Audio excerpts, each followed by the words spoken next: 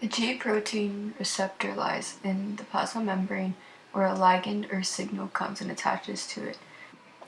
The receptor then sends a message to the G protein so that it moves towards the enzyme. While it moves, the GDP turns into GTP.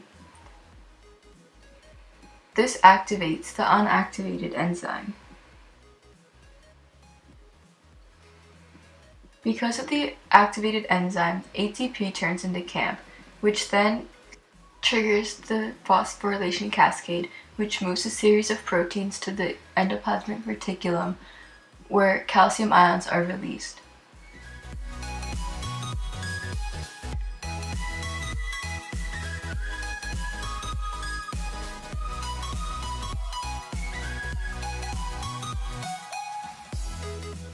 Signal proteins bind to the tyrosine receptor in the plasma membrane.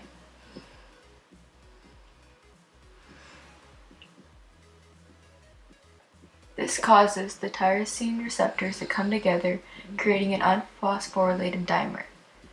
Phosphates attach to the tyrosine, becoming ADP. Unactivated relay proteins then move to the phosphates and become activated.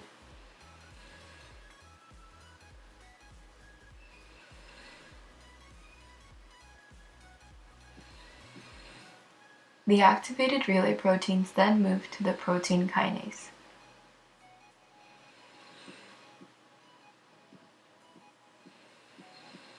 They activate the protein kinase, which then moves the phosphate to the ER, once again releasing calcium ions.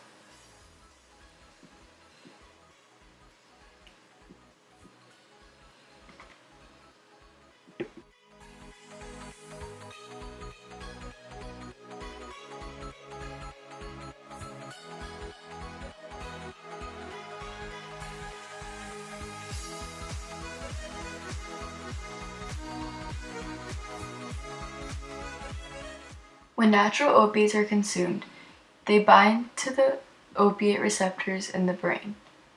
This then releases signals to the dopamine.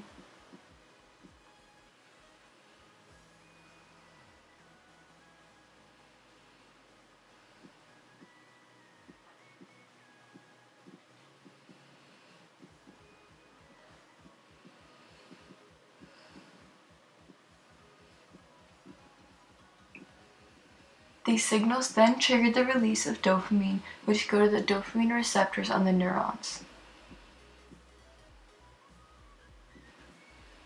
Once the dopamine is received by the receptors, a natural amount of dopamine will be released to do the function for which it was consumed.